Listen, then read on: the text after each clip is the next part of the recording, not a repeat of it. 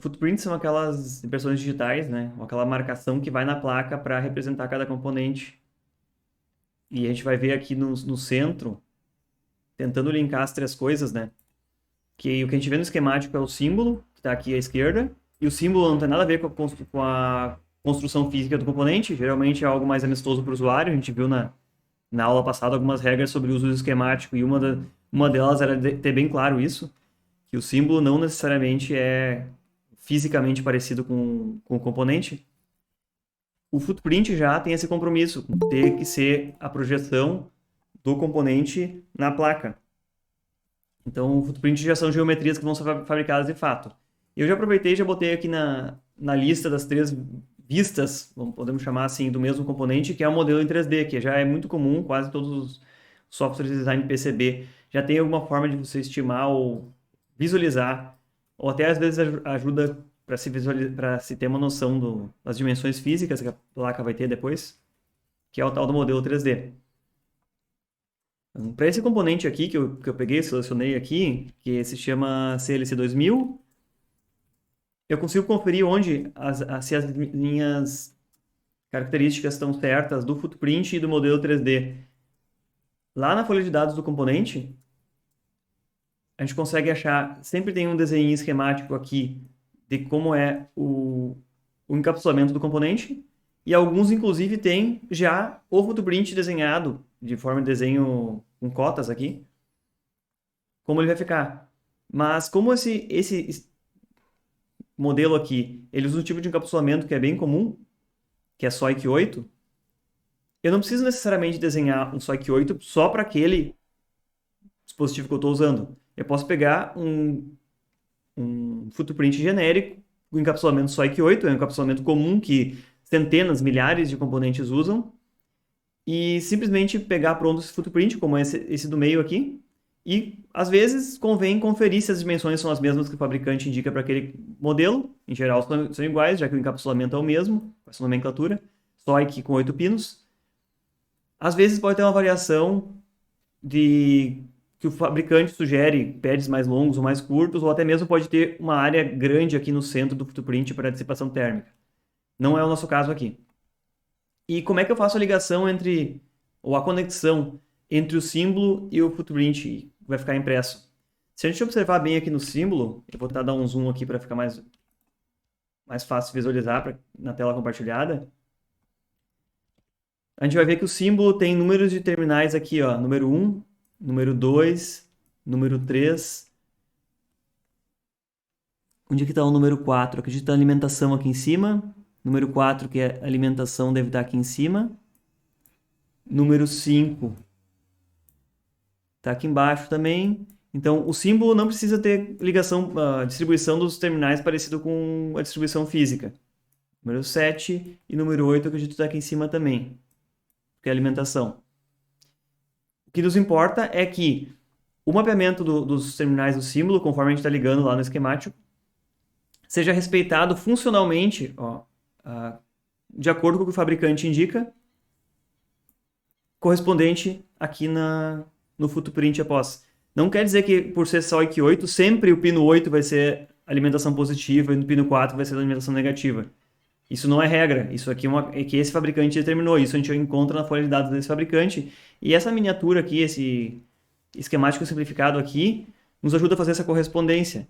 Então, apesar do footprint ser genérico, porque todos os dispositivos que são SOIC 8 praticamente você compatibiliza com o mesmo desenho geométrico na placa para instalar esse componente, a gente tem que sempre prestar atenção nisso, de que a equivalência funcional dos pinos, como está aqui, ela feche com o esquemático e feche depois, então, com o própria geometria na placa, né? Como é que a gente faz isso? Muitas vezes se edita o símbolo atribuindo a sequência de pinos aqui no símbolo de acordo com o que cada fabricante declarou. Eu não encontrei pronto o footprint para esse dispositivo, CLC 2000, então eu desenhei um esquemático e ao atribuir os números de pino no esquemático aqui, no símbolo dele, digo, aqui, já fica implícito que, seguindo a numeração padrão, que segue uma lógica aqui, partindo do pino 1, e aqui seguido no sentido anti-horário, mas isso aqui é porque eu estou com ele na camada inferior da placa, né? Então eu poderia inverter ele, jogando na camada superior ou inferior, ele muda a sequência de numeração dos pinos. Mas existe padronizado aqui, olhando de cima, o CI, a sequência de numeração de pino é padronizada no footprint, ou no próprio encapsulamento do dispositivo. Então, isso sim é uma sequência fixa. Começando no pino 1 e seguindo sempre a mesma sequência. Já no símbolo, tanto faz. A gente vai usar o que a gente quiser.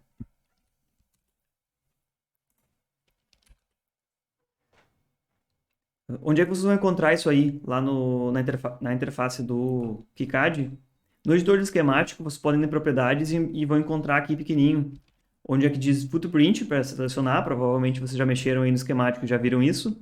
E eu também posso mexer no próprio símbolo, trocar o próprio símbolo de um componente, depois de chamado, trocando aqui embaixo em symbol também. Já quando a gente vai editar o layout, a gente vai passar para o próximo passo hoje mesmo, a gente pode editar ainda assim, trocar o footprint dele lá depois que a gente já está no editor de layout, indo aqui no botão Change Footprint, nas propriedades também do componente. Mas aqui também vai surgir essa opção de selecionar qual o modelo 3D, que tem ali 3D Settings do componente. Muitos deles não vêm com o modelo 3D, porque não é efetivamente obrigatório você ter o modelo 3D para conseguir visualizar e produzir a placa. É uma boa prática para poder visualizar a placa, ou até mesmo ter uma noção de como mecanicamente ela vai ficar depois, ver a altura dos componentes, tudo isso, mas não é obrigatório. Então, isso aqui são 3 representações do mesmo componente. O que ele vai conter, então, esse footprint? Geometria dos terminais elétricos. Geometria, eu digo um desenho, né? Um desenho em 2D. Muitas vezes ele tem documentação que não é nada ligado à parte elétrica, mas é aquela serigrafia, o silkscreen, que vai na superfície superior ou inferior da placa, né? Para documentação, para identificação de partes, às vezes para ajudar na manutenção, ajudar na montagem, e até mesmo a projeção mecânica do espaço ocupado por ele. Se a gente for ver aqui embaixo, tem 2 footprints de um conector coaxial, que está aqui em cima, e aqui embaixo de um conector parafusável, que a gente consegue ver aqui com cores diferentes, né? Que tem uma sombra aqui em cima do conector coaxial, indicando inclusive para qual lado vai ficar a saída dele aqui, quanto espaço mais ou menos ele vai ocupar. Essa projeção mecânica que pode não ser sempre tão precisa assim, mas a parte elétrica, os terminais elétricos que está aqui, ground, e os 2 pinos de sinal dele aqui, essas são obrigatoriamente bem fiéis, porque isso aqui vai ser desenhado no cobre, de fato, né?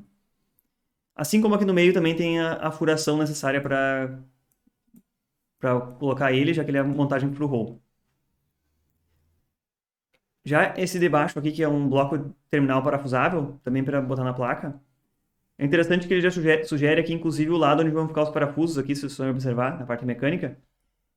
E o que isso significa em relação a esses 2 footprints aqui? É que, obviamente, eu vou botar o lado de cá do conector coaxial virado para o lado de fora da placa, né? Não precisa ocupar a área da placa, essa parte aqui, que eu estou rachurando aqui, porque ela vai ficar para o lado de fora, efetivamente. E esse conector parafusável, muito provavelmente eu vou querer botar essa parte aqui, o lado direito, também direcionado para o lado de fora da placa, porque é onde vão entrar os terminais dos fios que vão ser parafusados aqui. Depois mais a gente pode ver o modelo 3D desses 2 componentes que deixa mais claro o que eles querem representar. Mas isso aqui é suficiente para inserir numa placa cada um desses 2 componentes. Componentes com encapsulamentos iguais podem usar os mesmos footprints, que eu já comentei lá em cima. E aqui eu trouxe um outro exemplo, desse BUF 634A. O encapsulamento dele é tipo H-SOIC. Mas eu observei o desenho que o fabricante fornece aqui, que é aqui na esquerda, e esse modelo usa exatamente esse encapsulamento H-SOIC com 8 pinos, conforme está descrito aqui, que tem dimensões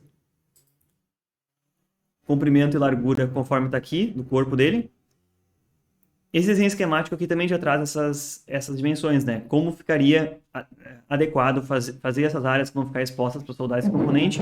E em relação àquele SOIC que nós olhamos lá em cima, a grande diferença dele é o fato que aqui no centro ele prevê que tenha uma área grande com cobre também, e até com vias para a camada de baixo, que não tem uma função elétrica prioritária. Ela é mais para dissipar um pouco mais de calor, para permitir que o circuito integrado dissipe energia térmica na própria placa. Então, o footprint resultante disso aqui, eu procurei na biblioteca e ele não precisa se chamar necessariamente HSOIC, mas SOIC 8. E ele já vem com aquele desenho do pad para dissipação de energia no centro também e com as dimensões adequadas das áreas para soldagem dos terminais e é aproximadamente conforme esse que está aqui embaixo. Copiando e aqui, assim que a gente vai visualizar ele, quando a gente pegar o editor de layout dele. Não é só essas dimensões aqui, 4,9 por 3,9 milímetros, que garantem que esse componente é compatível. O mais certo é olhar esse esquemáticozinho aqui. Mas por ser SOIC, a maior parte deles vão ter tamanho e espaçamento entre os terminais bem parecidos. Vou convidar vocês para já ir acessando aí no KiCad de cada um. Aí, na página inicial do programa, antes de abrir o esquemático, antes de abrir o layout, a gente encontra lá em Tools, Edit PCB Footprints. Vamos abrir lá a biblioteca de footprints que o KiCad já tem. Vamos dar uma olhada juntos aqui?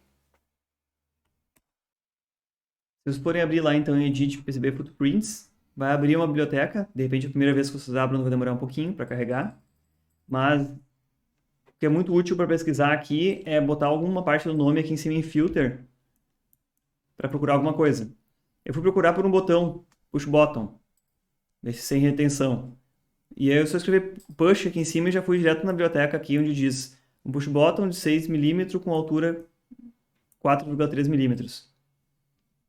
Esse Push Button aqui. A gente pode ver que ele tem um quadrado em volta, um retângulo branco aqui, indicando mais ou menos o posicionamento dele. Já tem as distâncias entre os pinos, determinada.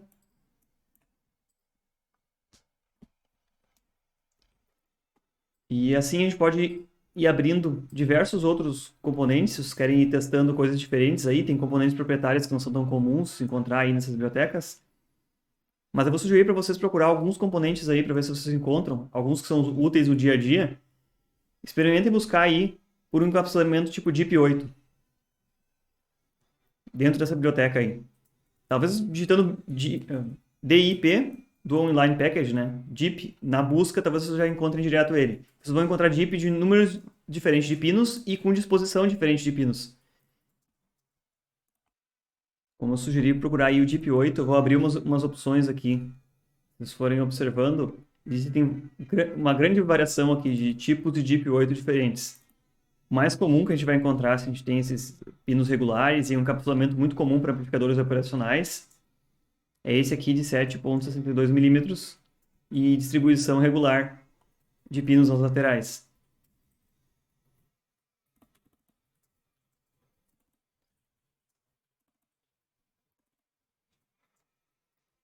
A outra sugestão que eu tenho aqui, se vocês quiserem procurar, é por TO220, que é um encapsulamento comum para componentes de potência, transistores, diodos.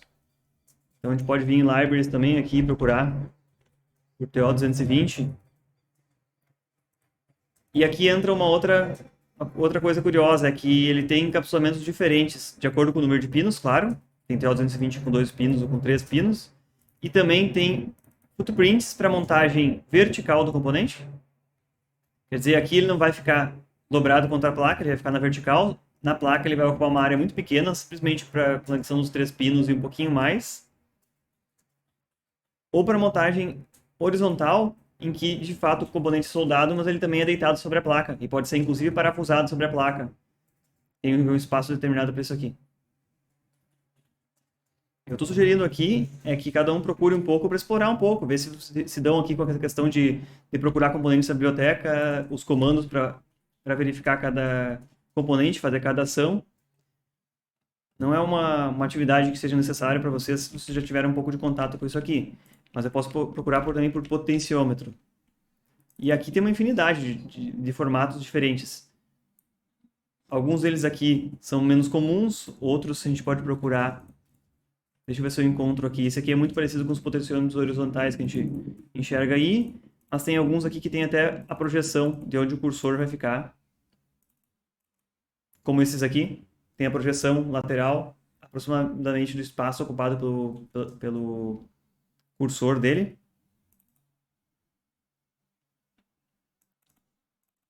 Então a gente não precisa reinventar a roda, mesmo que não tenha aqui o nome do componente que a gente está usando, talvez exista já um footprint pronto, que é compatível com aquela distribuição de pinos e aquele tamanho mecânico daquele componente que a gente está usando aqui.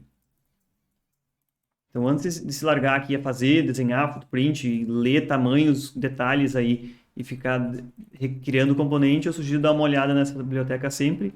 Isso aqui vai se pagar em função de tempo de uso e desenvolvimento. Eu também sugeri aqui procurar por botão push button, que é a mesma procura que eu estava fazendo quando eu tirei esse print da parte de cima da aula aqui. E o último, procurar por um conector tipo header com pitch, com distância entre os pinos 2,54 mm. O que eu chamo a atenção para esse conector header aqui, não sei como se pronuncia exatamente isso aqui, é que se procurar por conector header, eu tenho vários pitches diferentes, vários tamanhos diferentes. Se vocês forem olhar, tem header com distância de 1 mm, de 1,27, 2, 2,54. De 1,27 para 2,54 é o dobro, né, do tamanho. Mas o pino header comum, que se encontra em quase tudo que é tipo de componente, bem barato e fácil de encontrar, é o 2,54 mm, que corresponde a 1/10 de polegada, né? E aqui dentro da biblioteca tem, não sei se chega a ter uma centena de componentes diferentes aqui, mas se a gente for observar, eles não são tão complexos assim. Olhando pelos nomes, é 1x5, 1x7, 1x8, 1x9, quer dizer, uma carreira de um pino por 6, uma carreira de um pino por 8. Essas variações, lá embaixo começam as carreiras de 2 pinos por n, né? E aí existe a montagem horizontal, em que os pinos vão ficar dobrados 90 graus. Tem que ser já uma barra de pinos, um componente feito para isso, né?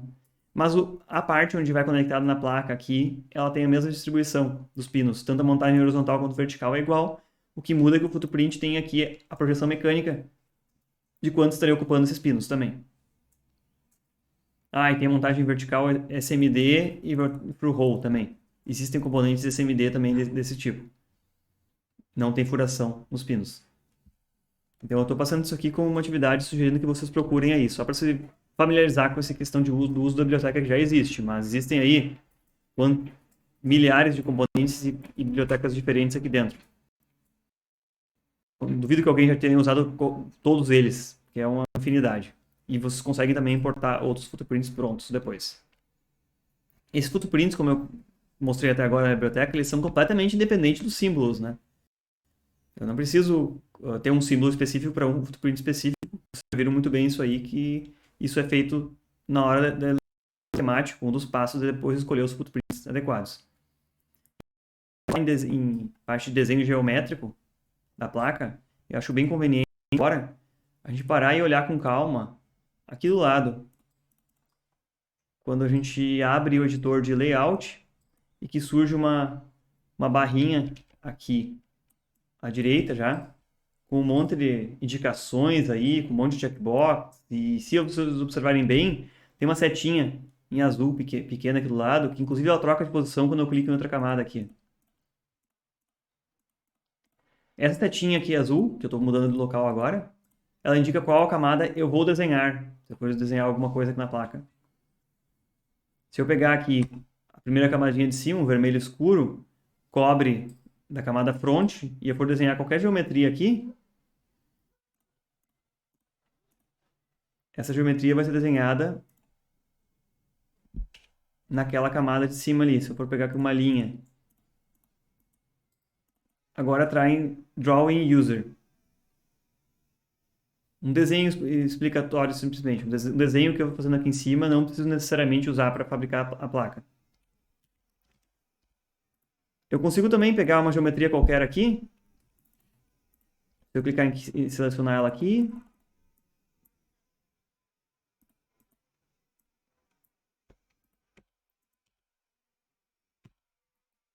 posso ir nas propriedades dela, Properties, o atalho E, e mudar ela de camada também.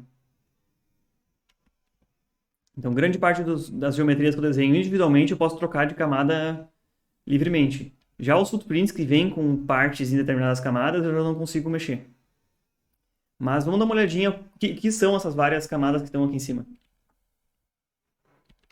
Eu vou ter um resumo aqui na parte da aula de uma lista bem completa e bem grande de camadas que eu estou tendo em outro projeto. E algumas delas não surgem porque não são usadas ou porque não foram simplesmente configuradas naquele projeto para serem utilizadas. Mas a gente consegue lá em Tools, Show Layout, Layers Manager, Tools,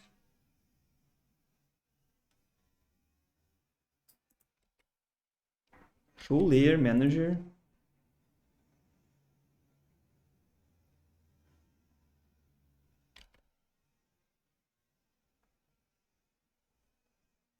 O caminho correto para isso aqui é View Show Layers Manager.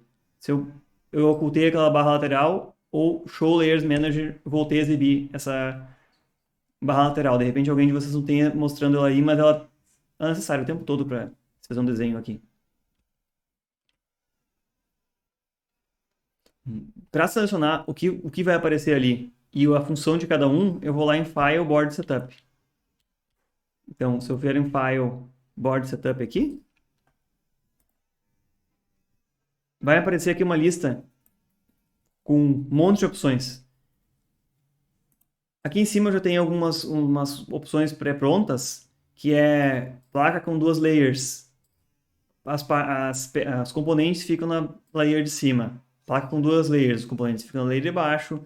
Placa com 4 layers, componentes na layer de cima, na layer de cima e de baixo. E ele vai criar uma série de configurações que vai marcando automaticamente aqui esses checkboxes, incluindo mais ou menos componentes. Na nossa primeira placa, a gente vai usar simplesmente um layer, né? Então, eu vou sugerir para vocês, a gente pode botar Custom Layer Set, ou então começar com 2 layers componentes na frente, que é na parte de cima da placa, somente. Ou o KiCad ele suporta aqui em número de layers de cobre pelo menos 2. Então, a gente simplesmente não vai usar um deles. Mas a gente pode inserir mais aqui e ele suporta até 32 layers, que é uma placa bastante complexa.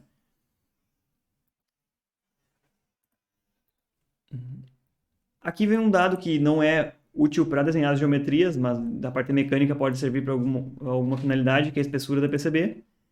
E aqui embaixo, então, eu vou desmarcar algumas layers aqui que de repente a gente não vai usar. Tem aqui layers de adesivo, alguma indicação que vai ficar na placa.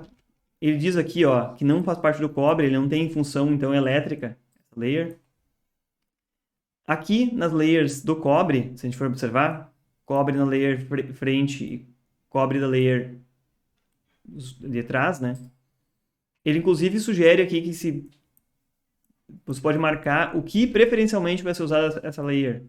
Se é sinal, um plano de alimentação, misto ou para fazer jumpers. Isso aqui para nós na hora de desenhar não vai mudar muito. Isso aqui eu li em alguma documentação do KiCad. Isso aqui é mais direcionado para algoritmos de roteamento automático para decidir o que cada layer vai ser utilizada, porque afinal 2 layers de cobre só a gente não tem muita flexibilidade de poder restringir uma das faces para alguma coisa, mas quando tiver várias layers, se eu aumentar aqui em cima para 6 layers, vão surgir mais outras aqui. Aí eu poderia reservar alguma delas para ser usada só como alimentação ou para outra finalidade. Então, aqui em Board Setup, a gente escolhe essas configurações do que vai aparecer aqui do lado. Que vão ser todas as layers que vão aparecer aqui do lado. Vocês viram que agora surgiram outras, porque eu habilitei outras naquele conjunto de configurações. Mas quais são as outras layers que obrigatoriamente a gente vai usar? As camadas dos condutores, que começa lá em cobre da layer de cima até cobre da layer de baixo, e possivelmente layers de cobre intermediários aqui no meio. Esses IN 1, 2, 3, 4 são camadas de cobre intermediárias. A camada da máscara de solda, que é aquela parte verde que a gente viu na aula anterior, um pouco de nomenclatura, que é F-mask, que também é a face de cima, e B-mask, que é a face de baixo da placa. Eu sempre me refiro como face de cima e face de baixo, como a face de cima, olhando a tela quando a gente está olhando o programa, estaria mais próxima da gente, né? E face de baixo estaria mais longe. Que também estão aqui comigo, ó. Silk Screen. Se eu for desabilitando elas, elas vão sumir da tela, né? Todas. Então, eu vou desabilitar a maior parte delas aqui. E a gente vai, se for adicionando uma a uma, a gente vê exatamente o que vai ser desenhado em cobre, né? Aqui vai ser desenhado em cobre na face de cima, somente de fato ali em torno da furação dos componentes through hole. E eu, como eu não vou fabricar a face de cima nessa placa, não faz nem diferença. A de baixo, sim, tem trilhas ali, tem pads SMD, inclusive aqui, para alguns componentes.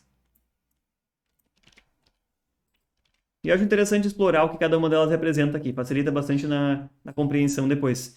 O que a gente pode fazer também é bottom mask, a máscara de solda da camada de baixo, que nesse caso aqui não tem nada desenhado, inclusive. E se a gente for voltar aqui, seguindo a sequência, máscara de solda de cima e de baixo, a serigrafia, que pode servir para documentação ou pode servir para orientação para montagem mesmo, identificação de componentes, etc. Existem algumas layers auxiliares aqui também, todas elas se repetem para face de cima e face de baixo, né? Ctrl YD, Ctrl YD aqui, que indicam o posicionamento dos componentes. Vou verificar se nessa minha placa, conforme eu estou aqui, já existe alguma coisa nelas. Aqui, no meu caso, só surgem aqui, ó, alguns bloquinhos em torno de alguns componentes para indicar que existem os componentes ali. Estou habilitando e desabilitando para facilitar a visualização. Mas para mim não é tão útil essa camada aqui. Se eu fosse botar alguma documentação necessária, eu iria copiar aqui para bottom mask. Para bottom silk screen.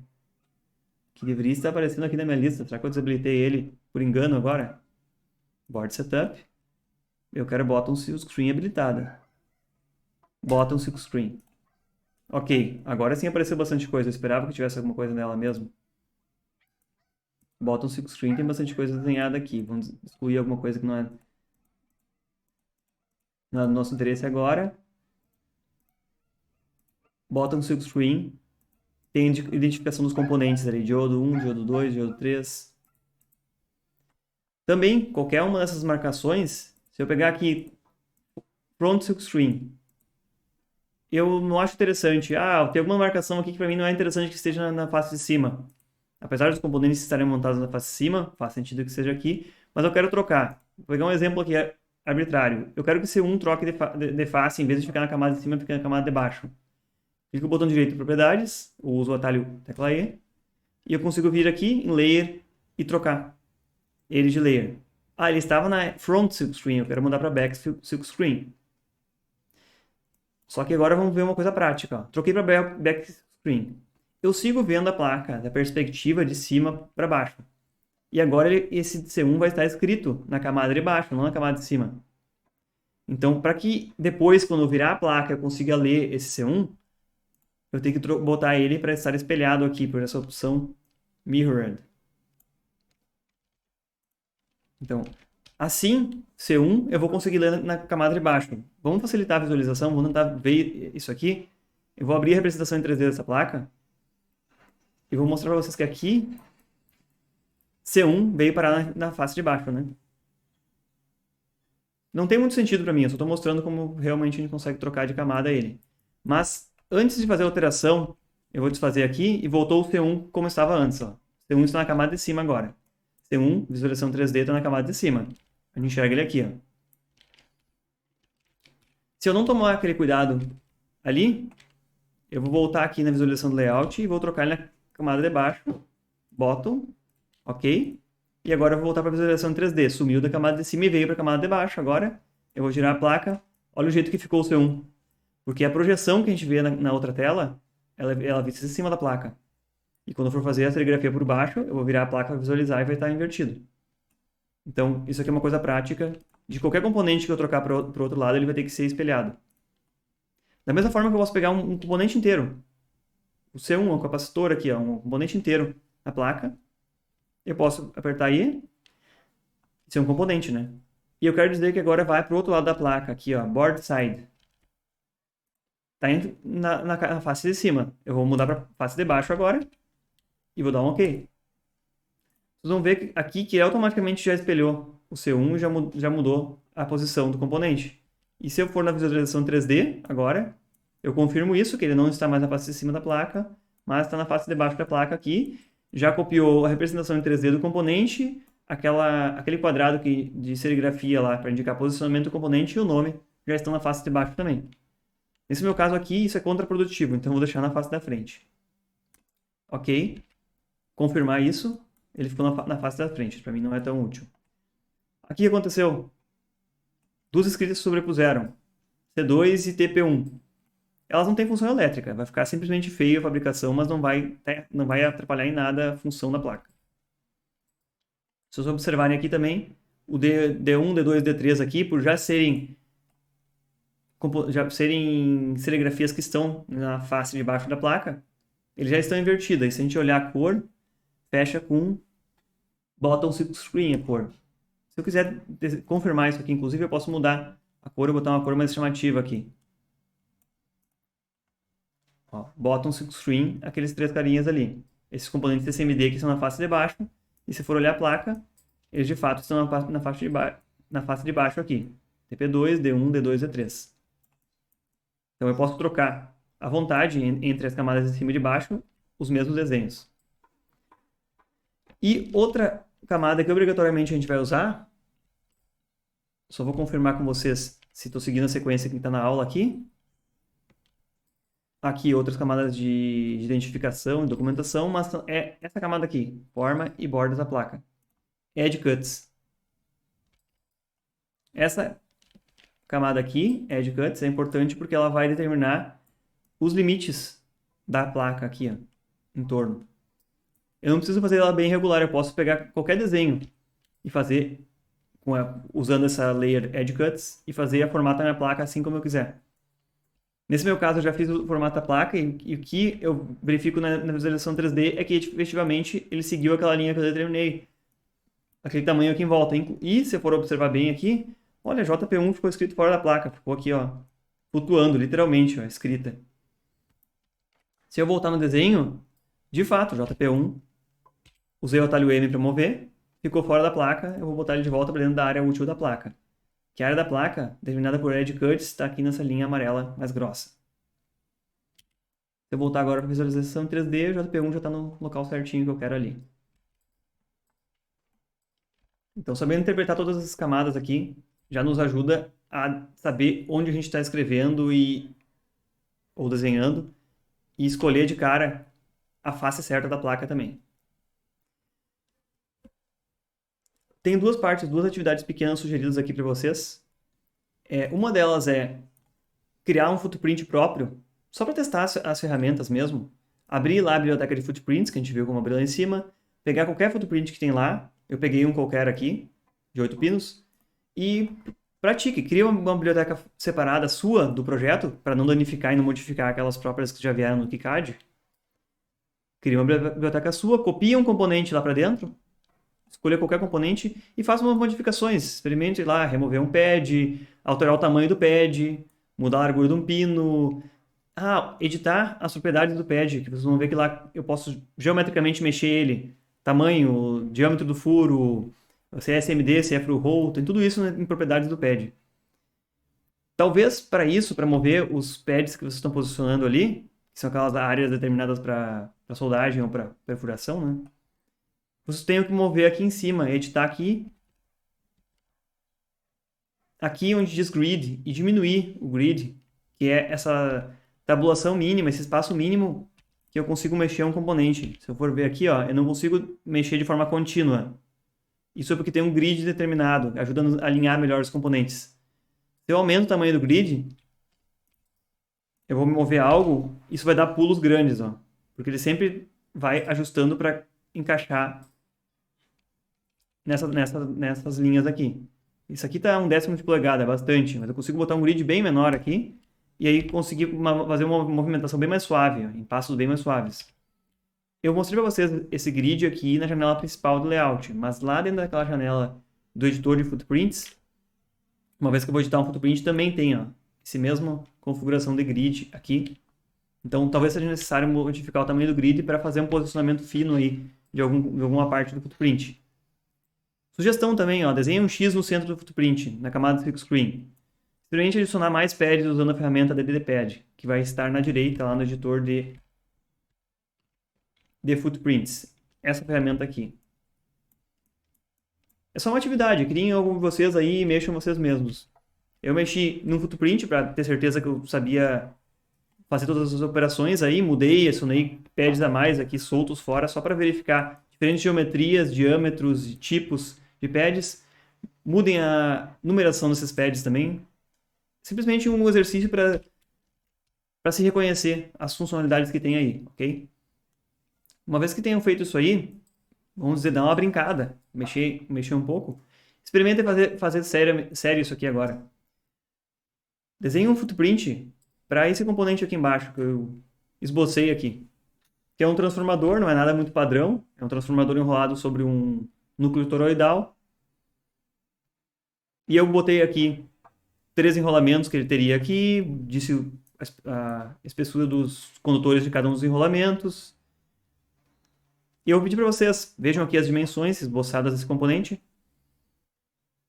A dimensão que aparece aqui, 4,5 milímetros, é a altura, olhando desse ponto de vista aqui, mas vocês podem escolher a orientação que vocês querem do componente. Vocês querem que ele fique na horizontal ou na vertical na placa. Mas eu peço que vocês botem a representação mecânica para reservar o espaço que ele vai ocupar e também pads para soldar cada um desses 6 terminais que ele vai ter aqui.